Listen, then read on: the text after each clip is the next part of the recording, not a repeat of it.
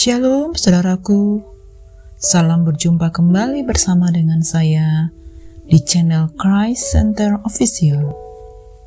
Hari ini kita kembali boleh mendengarkan firman Tuhan serta bersekutu dengan Bapa di surga.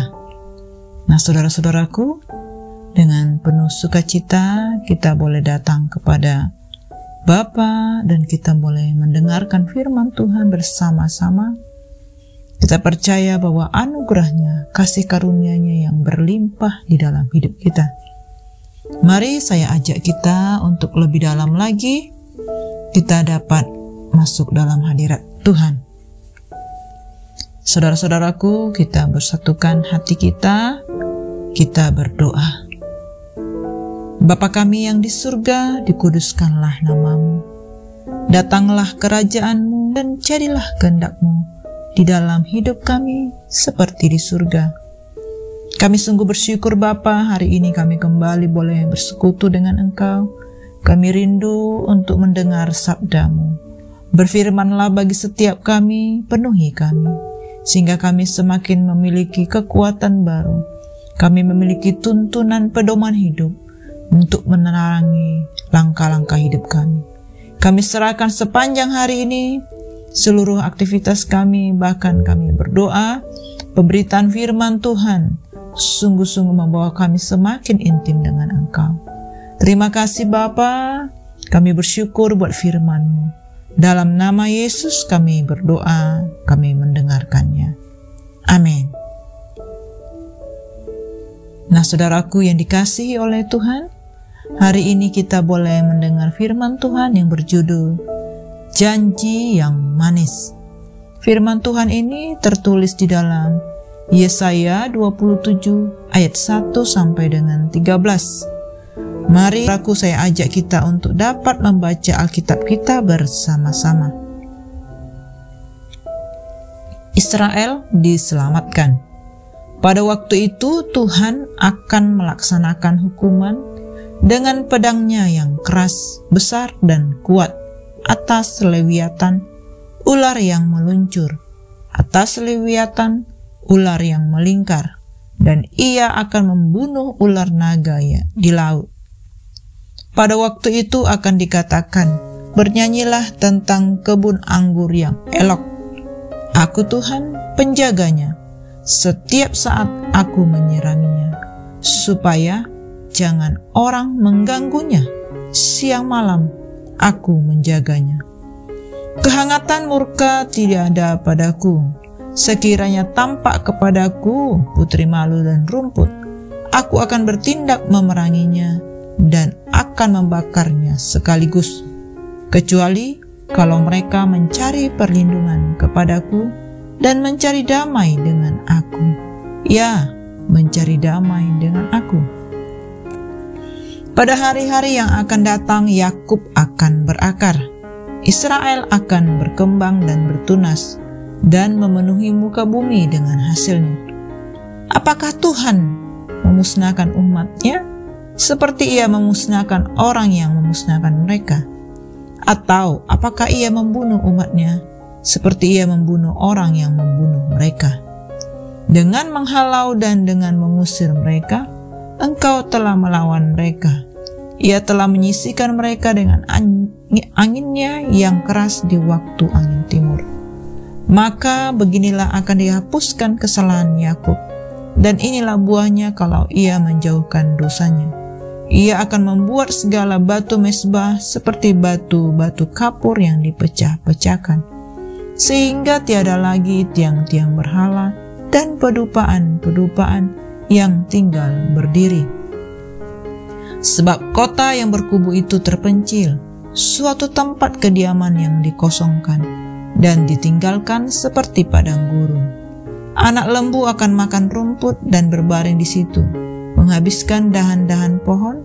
Apabila ranting-rantingnya sudah kering, maka akan dipatahkan. Perempuan-perempuan akan datang dan menyalakannya.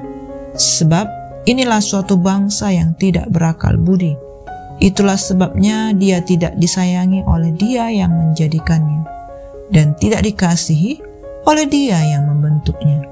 Maka pada waktu itu Tuhan akan mengirik mulai dari sungai Efrat sampai sungai Mesir, dan kamu ini akan dikumpulkan satu demi satu, hai orang Israel.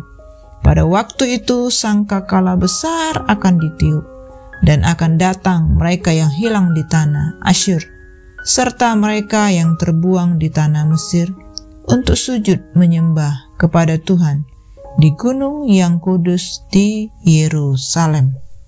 Amin. Nah, saudara-saudaraku, kita boleh belajar melalui firman Tuhan ini bagaimana Yesaya menyampaikan janji Allah untuk menghukum Lewiatan. Lewiatan adalah gambaran satu kekuatan dahsyat dalam personifikasi ular yang meluncur dan melingkar sebagai lambang dari bangsa-bangsa yang menindas Israel. Janji Allah untuk menghukum Lewiatan ini sebagai bentuk pemeliharaan Allah kepada umat pilihannya dan keselamatan yang Allah kerjakan. Saudaraku, apa yang dilukiskan oleh Allah, oleh firman Tuhan ini, bahwa Allah sebagai penjaga kebun anggur dan membuang segala tanaman hama yang merusak tanaman inti. Saudaraku, Allah itu sungguh adil. Bahkan jika perusak mau mencari Allah, maka Allah pun akan menerima mereka. Allah memberkati umatnya sehingga dapat bertumbuh dengan baik, dapat bertunas, menghasilkan banyak buah, sampai orang-orang dapat menikmatinya. Allah dapat memberikan pemulihan bagi bangsa Israel untuk dapat menyingkirkan setiap berhala yang mereka sembah, sehingga setiap bangsa Israel kembali kepada Allahnya. Demikianlah juga Allah pencipta langit dan bumi mengasihi kita sebagai umat pilihan-Nya. Kita yang berlindung di bawah daripada tangan kasih-Nya, bahwa Allah akan memberikan kita keselamatan, pemeliharaan, perlindungan dari setiap bahaya yang mengancam.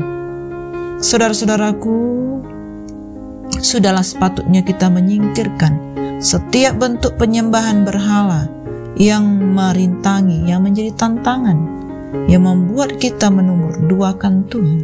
Segala sesuatu yang bentuk idola dalam hidup, yang membuat Tuhan menjadi bagian-bagian yang tersisihkan.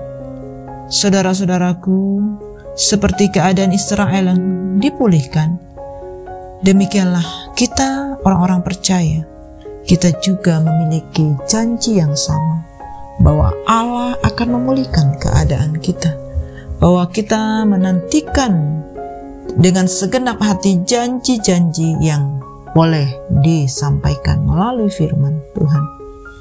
Saudaraku, mari kita memeriksa hidup kita dengan berkat yang sudah Tuhan berikan kepada kita. Sungguh banyak dan luar biasa berkat yang sudah kita nikmati. Marilah kita bersyukur kepada Tuhan, dan kita terus memilih dan menentukan agar setiap kita berjalan di dalam kebenaran-Nya. Pasti janji Allah indah dan manis. Saudara-saudaraku, apakah yang janji-janji yang sudah saudara terima? Tentulah sangat banyak, seperti janji keselamatan, janji penyertaan, janji pengampunan dosa, janji jawaban atas doa-doa, janji perlindungan, bahkan banyak hal yang kita sudah terima sebagai janji yang Tuhan sudah nyatakan di dalam firman-Nya. Saudaraku yang dikasihi oleh Tuhan, berkat Allah juga yang begitu besar yang akan kita terima, di mana puncak dari segala janjinya adalah kedatangannya kali yang kedua. Mari kita bersama-sama, saudaraku, tetap semangat dan tetap bertumbuh dalam takut akan Tuhan, sehingga kita menjadi orang-orang yang terus berbahagia karena kita adalah pewaris kerajaan Allah. Kita akan menikmati kemuliaan Kristus bersama-sama dengan Bapa di surga. Saudara-saudaraku, mari kita pegang terus dan kita yakin akan janji itu. Yang terlebih penting adalah bagaimana kita hidup taat sebagai orang-orang yang beroleh janji Bapa. Pasti ada tantangan dan pergumulan yang berat yang kita alami selama masa penantian janji tersebut. Namun apabila kita ingat betapa manisnya janjinya, maka kita akan terus semakin kuat. Demikianlah saudaraku renungan firman Tuhan hari ini. Percayalah kepada janji manis Allah. Mari kita yakin bahwa Ia akan membebaskan kita dari setiap belenggu penjajahan, penindasan dari Lewiatan, dan kita mempercayakan hidup kita sepenuhnya kepada Tuhan, dan kita membuang setiap bentuk berhala yang mendatangkan murka Allah dalam hidup kita. Amin. Mari kita satukan hati dan tutup di dalam doa. Terima kasih Bapa yang baik, kami percaya akan firman-Mu yang indah dalam hidup kami. Kami bersyukur kami punya Allah yang besar, Allah yang sungguh luar biasa. Terima kasih Bapa. Kami percaya sepanjang hari ini Engkau menyertai kami. Seluruh ibadah-ibadah perayaan Natal yang kami lakukan, Tuhan berkati dengan berkat-berkat yang daripada Bapa di surga. Sehingga perayaan Natal yang ada membawa dampak yang besar bagi lingkungan, bagi kota, bagi bangsa dan bangsa-bangsa. Kedatangan-Mu yang pertama membawa satu keharuman, bahkan kedatangan-Mu kali yang kedua nanti akan memberikan pengharapan yang besar bagi kami. Terima kasih Bapa, ini doa syukur kami. Hanya di dalam nama Tuhan Yesus kami berdoa. Amin. Semangat pagi, semangat terus dalam berkarya. God bless you all.